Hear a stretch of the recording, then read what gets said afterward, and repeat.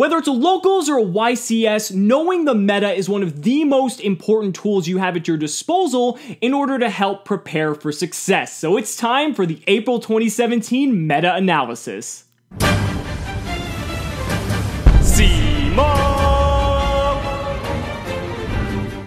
What's going on, guys? It's Cimo. Now, today I'm bringing to you the April 2017 meta analysis. I know you guys love this segment. You've been waiting for it since April began. So without further ado, here is the pie chart that you all know and love. So a couple points that I want to illustrate and preface before I really get into explicit detail here. Do keep in mind that the meta analysis is solely my opinion or my analysis of what I feel the meta is really going to shape up into, and it's only really going to stay like this up until May, which of course in May I'll do another meta analysis because we're going to get Maximum Crisis, and a lot of the cards in that set are going to change how the meta is going to shape up. And as we all know, the meta is an ever-evolving beast, so at the time of recording this video, obviously, you know, we haven't had YCS Denver or any other events up until then, but do keep in mind that you can use this as a tool to help you prepare for any event, whether it's a locals, a regionals, a YCS, that's going to be coming up in April, but it is subject to change depending on how the meta shifts. This is more of just my first impressions. So,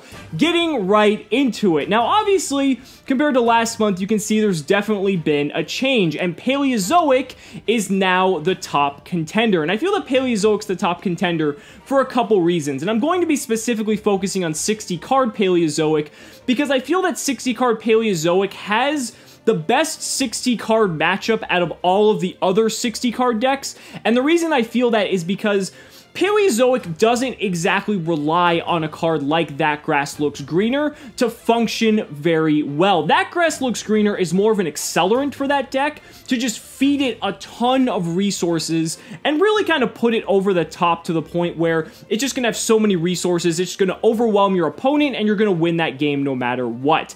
But the thing is with Paleozoic, even if you don't draw That Grass Looks Greener, the deck is consistent enough because you run enough disruptive traps and the way that the deck generates advantage that you really don't need to rely on That Grass Looks Greener for the deck to function really well. Now, this is in contrast to a deck like Infernoid, or even to an extent, you know, Lightsworn in any one of its forms, I should say, that those decks are much more reliant, at least in my opinion, on a card like That Grass Looks Greener resolving properly, because if that's the case, they're going to get so much more advantage than a deck like Paleozoic I feel would. I kind of feel That Grass Looks Greener raises the ceiling for a deck like Infernoid or a Lightsworn deck much greater than a Paleozoic deck would, but with Paleozoic, it's just a bonus at that point. And you know, you can run so much draw power in the deck with cards like Pot of Desires, you can run Card of Demise, you have That Grass Looks Greener, hell, you can even run Reckless Greed if you want as well. There's so many good cards packed into one deck,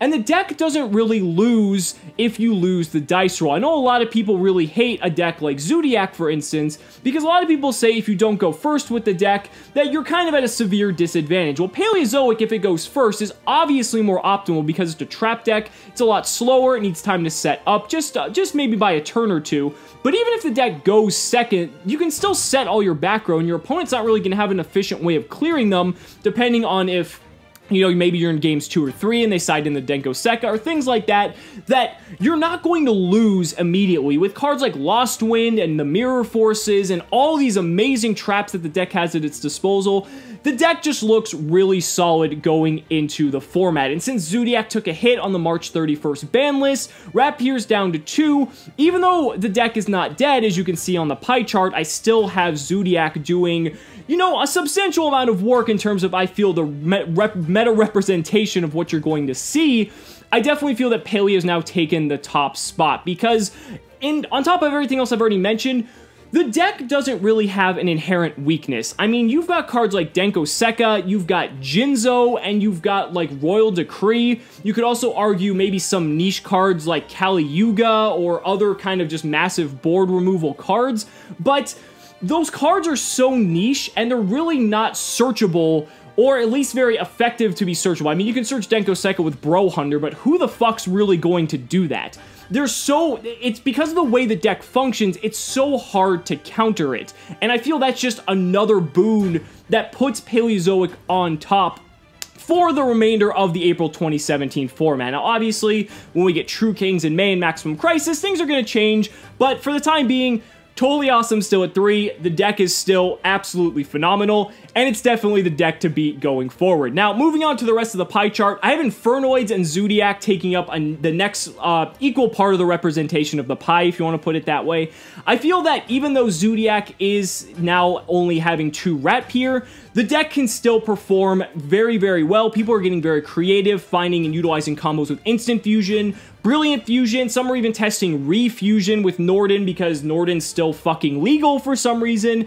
But I think that's breathing a lot of life into the deck, and people are having to get creative in how they want to better utilize their Zodiac engine. But Barrage is still at 3, Dryden's still at 3, and Rapier's only at 2. You can still do plenty of combos, as you guys have already seen in plenty of different videos, and I've already posted a combo video like that myself if you want to check that out as well.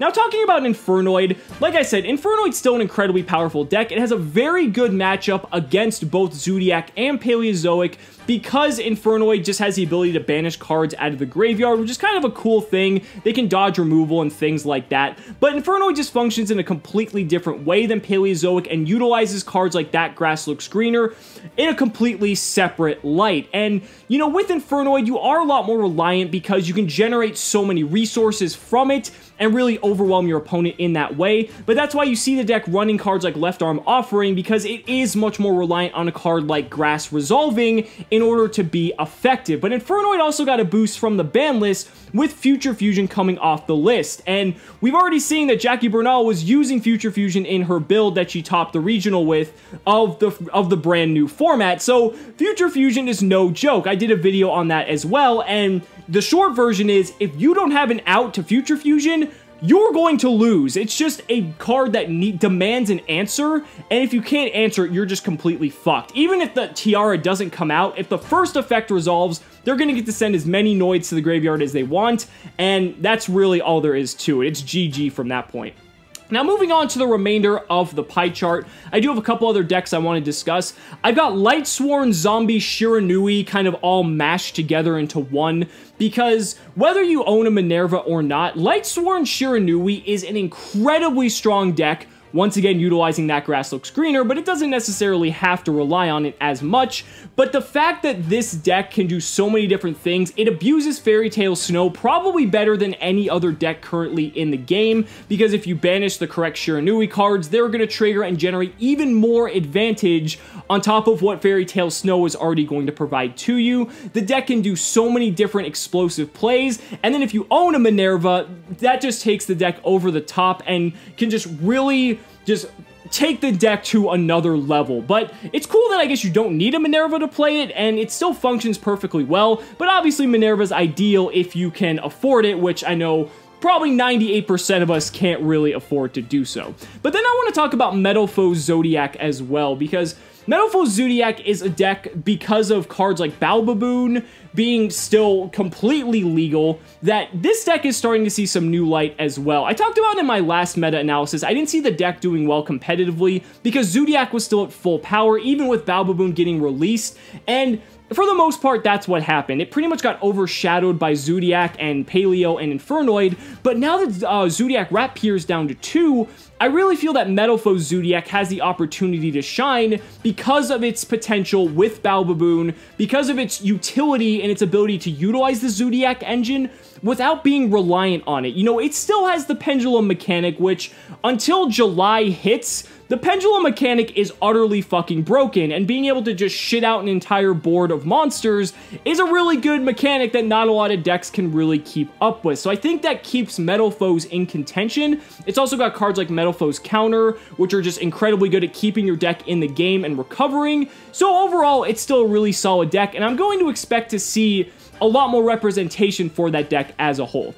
Now, to wrap things up, I do want to talk about Water, because I feel like Water has an opportunity here because of the fact that it's a deck that can OTK through a ton of different boards. It doesn't lose the Dimensional Barrier, which is still one of the most prevalent cards in the format and arguably one of the strongest trap cards in the game. And if you can have a deck that can OTK through Dimensional Barrier and basically just says, I don't give a fuck about that card, I think water has a really good chance to shine. It is a go second type deck, but you could build it to go first with your Totally Awesomes and things like that. And you know, with decks like Infernoid in the meta, I'm not sure if it's going to have a high representation because Infernoid can just banish the resources out of the graveyard, and Paleo is just so resilient that it kind of has a difficulty getting OTK'd because you have to go through all these different traps. But who knows? Maybe someone will come up with the correct build. Maybe they'll tech Mask Change 2 and Acid to just completely wipe back row. Who the fuck knows? But I really think water has an opportunity here to be utilized very effectively if piloted by the right player, or maybe even if the build is correct. And you're also going to see a plethora of other rogue decks as well. You know, you're going to see ABC because that deck's completely unhindered. You're going to see DDD. You're going to see a ton of other different decks still. This is just my analysis of what the most heavy representation of decks is going to be, you know, at your locals, but more so at your regionals and your YCS level events, because people are playing to win and the meta doesn't lie, and this is where I feel the meta stands. So guys, that's it for my meta analysis for April 2017. Let me know down in the comments what you guys think. If you guys think I forgot any decks, or if you think there's any other decks that you might see come up a little bit later on in the format. I do know the Dinosaur Structure deck comes out in the middle of the month, but until we get the True Kings from Maximum Crisis, I feel like that's going to be the point where the deck is utilized to its full potential. So guys, thanks so much again. Be sure to like the video as always, subscribe to the channel for more amazing Yu-Gi-Oh content, and also be sure to back me on Patreon, because just by pledging $1 a month, you're investing in my ability to continue bringing you amazing Yu-Gi-Oh content. So thanks so much again, and we'll see you next time.